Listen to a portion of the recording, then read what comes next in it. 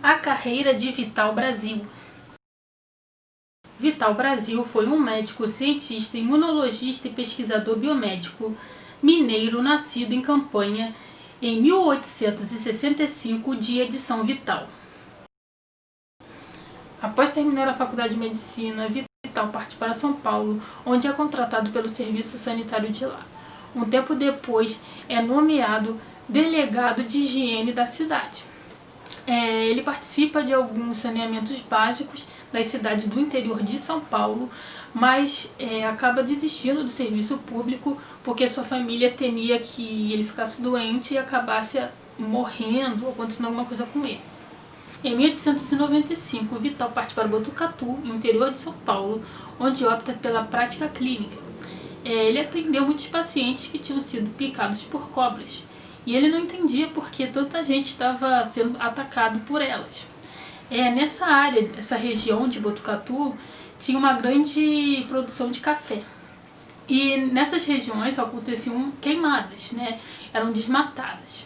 Então, muitas pessoas estavam morrendo por causa do veneno das cobras, em consequência desse desmatamento. E aí o Vital começa a estudar porque algumas plantas eram utilizadas no tratamento dos acidentes ofídicos. E ele decide, então, partir para São Paulo, porque ele não conseguiria continuar os estudos dele em Botucatu. Vital parte para a capital paulista e, em 1897, começa a trabalhar como assistente no Instituto Bacteriológico, sob a direção de Adolfo Lutz. Nessa época ele começa a estudar mais sobre o ofidismo e lê um pouco sobre os trabalhos de Albert Calmet, que era um pesquisador do Instituto Pasteur da França. Ele foi o primeiro pesquisador a produzir um soro antiofídico contra venenos de serpente. Seus trabalhos deram a base para a produção do soro conceitual a Vital no país. O Vital pediu para que enviassem o soro, que era produzido pelo Calmet para o Brasil, para que ele pudesse fazer os testes, pudesse dar para as pessoas também que estavam adoecendo por causa do veneno das cobras. E esse soro era produzido a partir do veneno da naja. E o Vital, quando ele começou a fazer os testes dele, vou pegar aqui, vou aplicar o soro. Ele percebeu que aquele soro da naja não surtia nenhum efeito nos animais que ele testava, nas cobaias. E ele refez esse teste várias e várias vezes e percebeu que tinha alguma coisa estranha. E daí o Vital começa a produzir o próprio soro dele. O soro que ele produz, na verdade, são dois soros. Um é do veneno da cobra cascavel e o outro veneno da cobra jararaca, que eram as duas cobras que estavam atacando mais as pessoas naquele momento no Brasil, no caso em São Paulo. E quando ele faz o teste, quando ele inocula alguns animais, ele percebe que o soro tanto da jararaca como da cascavel tinha um efeito. E foi a partir desse momento que o Vital começou a defender a especificidade do soro, Para quem não sabe, o soro antiofídico é produzido a partir do sangue de animais de grande porte, como o cavalo, que produz agentes de defesa contra o veneno inoculado no seu organismo. E eles vão aplicando esse veneno de 5 em 5 dias, e após um mês, 30 dias mais ou menos, eles pegam esse sangue e começam a produzir o soro, Basicamente o soro está quase pronto, mas eles dão uma mexidinha para ficar ok. E aí cai por terra aquela ideia que o Albert Calmet tinha, que o soro dele era universal, que você poderia usar o soro da naja contra alguém que tinha sido picado por uma cascavel, uma jararaca ou qualquer outra espécie de cobra. Por isso que é comum a gente ver os médicos perguntando quando alguém é picado por cobra, qual é a espécie que picou aquela pessoa, tem alguma foto? Porque fica mais fácil, né? Qual soro que eu vou dar para essa pessoa? Se ele foi picado por uma jararaca, eu vou dar um soro de jararaca para aquela pessoa. Em 1898, o Adolfo Lutz viu o relatório de tudo que o Vital fez dentro do Instituto e ele percebe o valor desse trabalho e pede para que o governo crie um instituto para que ele pudesse, né, trabalhar num espaço maior, com um local onde ele pudesse colocar os animais, o espaço só para produção de soros, e é a partir daí que começa o nascimento do Instituto Butantan. Um ano depois, estava ocorrendo uma epidemia no Porto de Santos e o Instituto Bacteriológico ficou encarregado de resolver esse problema e enviou o Vital Brasil para solucionar toda essa situação, descobrir o que estava causando essa doença nas pessoas. E o Vital começou a fazer pesquisas, viu que os ratos estavam morrendo no Porto de Santos, vários ratos.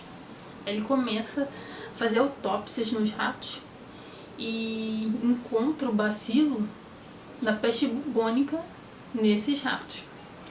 E ele fala para o Adolfo Lutz que ele suspeita que seja causado por essa doença a epidemia. O Adolfo Lutz confirma, mas o Vital ele continua fazendo testes para uma prova final, né? E 2 dias depois, né, que ele ia fazer o último teste, ele fica doente.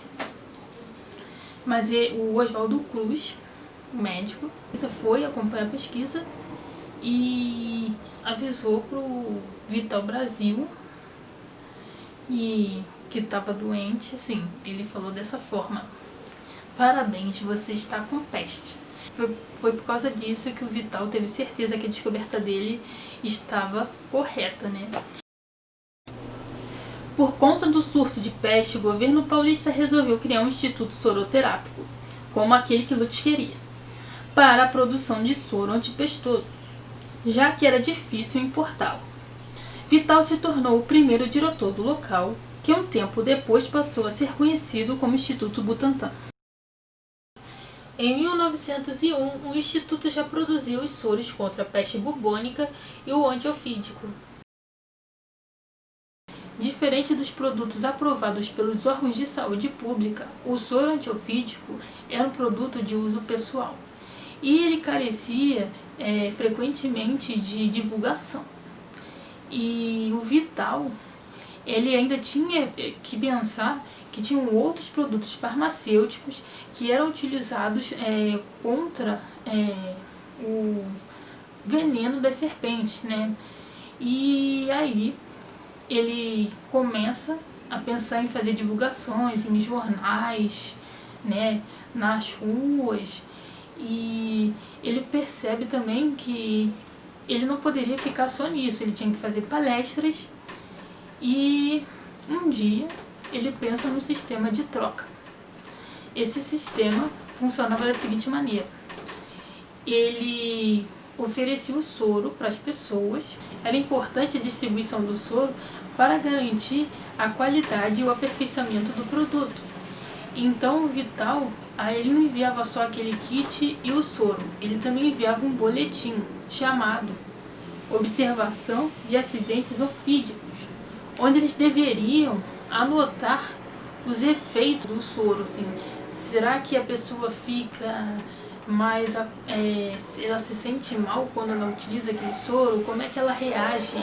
E em troca, ele recebia a serpente, né, e lá no instituto, e a partir dessa serpente ele conseguiria produzir o soro, né? Então ele tinha a matéria-prima dele e em grande quantidade, né? Então quando começa a produção em grande escala do soro e ele precisa repor essa produção, ele pensa nesse sistema de troca. Para facilitar o uso do antiofídico, o Butantan passou a distribuir não só o soro, mas também seringas e agulhas para a sua aplicação, de forma a auxiliar a captura de serpentes, Além disso, foram distribuídos o laço de lute e caixa para transporte dos animais capturados. E até a elaboração de etiquetas e fichas de informação para as serpentes enviadas e para os pacientes picados. A iniciativa foi um sucesso, o que possibilitou a criação de um serpentário no Instituto, assegurando a obtenção do veneno em grandes quantidades. O Vital então faz um acordo com o governo de São Paulo e consegue transporte gratuito das serpentes pelas ferrovias do estado, que depois esse transporte acaba se expandindo para outros lugares do Brasil.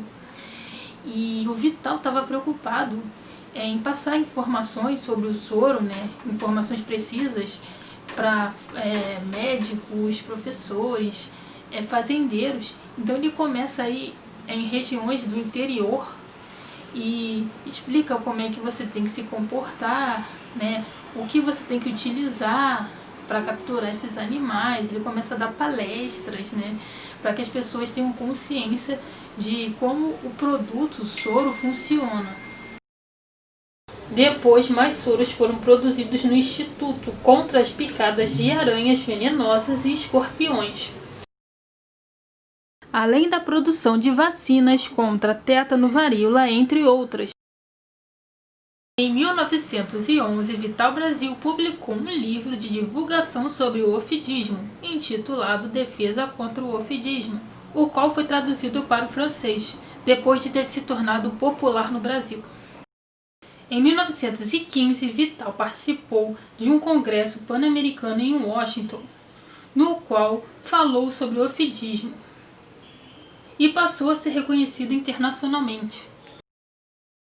Após deixar a direção do Butantan em 1919, Vital muda-se para o Rio de Janeiro e cria outro centro de pesquisas e produção científica, o Instituto Vital Brasil, em Niterói. Lá eram produzidos soros, vacinas e remédios. Vital Brasil faleceu aos 85 anos em 1950, deixando um grande legado, reconhecido e respeitado por todos os centros científicos do mundo. Se vocês gostaram desse vídeo, deixem um like. Qualquer dúvida, vocês deixem aqui nos comentários. Eu resumi o máximo que eu pude da obra de Vital Brasil, Tem muitas coisas que eu poderia ter falado também, mas eu vou deixar aqui o link aqui na descrição para quem se interessar em saber um pouquinho mais da história dele, ok? Beijo, até a próxima, tchau, tchau!